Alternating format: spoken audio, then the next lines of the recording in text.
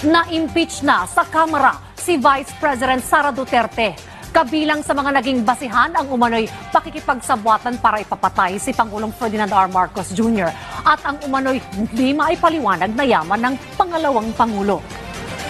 Nagtalaga na rin ang Kamara na magsisilbing prosecutor sa isasagawang impeachment trial. Nasa Senado na ngayon ang bola kung tuluyan bang mapatatalsik sa pwesto si VP Sara. Yan ang ulat ni Mela Lesmora.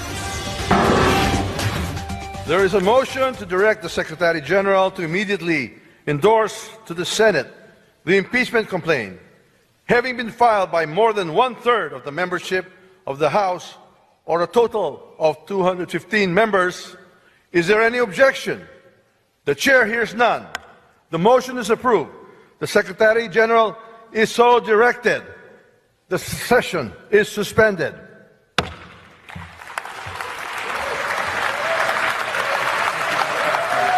Sa isang makasaysayang pagkakataon, formal nang inimpeach ng Kamara si Vice President Sara Duterte. 215 na mambabatas ang bumoto pabor dito na higit pa sa one-third na kailangan para umusad ang reklamo. 6 na issue ang naging pangunahing basihan ng impeachment. Kabilang na riyan ang umunoy conspiracy para ipapatay si Pangulong Ferdinand R. Marcos Jr., First Lady Liza Araneta Marcos at House Speaker Martin Romualdez, malversation ng 612.5 million pesos na confidential funds at umunoy bribery at korupsyon sa DepEd. Nabanggit din sa complaint ang umano'y hindi maipaliwanag na yaman at asset ng Vice Presidente, pagkakasangkot sa extrajudicial killings at umano'y pagkakadawit nito sa destabilisasyon. Sa plenaryo, nagtalaga na rin ang Kamara ng mga kongresista na magsisilbing prosecutors sa impeachment trial. Kabilang na riyan sina Congressman Jervil Luistro, Romeo Acop, Rog Gutierrez, Joel Chua, Jill Bongalon, Loreto Acharon, Marcelino Libanan, Arnan Panaligan, Isabel Maria Zamora, Lawrence Defensor at Jonathan Kit Flores.